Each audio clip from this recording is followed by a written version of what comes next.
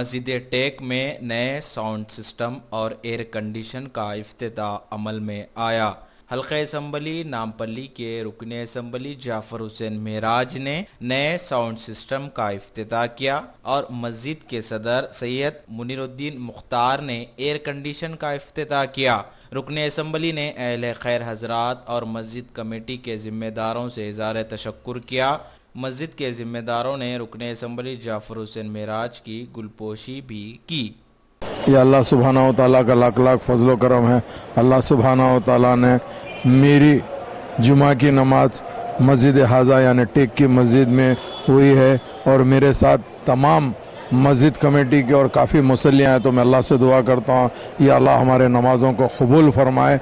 और ख़ास बात यह रही कि आज मुझे टेक की मस्जिद में आने के बाद कमेटी ने जो पेश किया, इतनी ज़्यादा खुशी हुई है कि मस्जिद को हालात के हिसाब से, चूँकि गर्मा का मौसम है, पूरी मस्जिद को एयर कंडीशन करा दिया गया।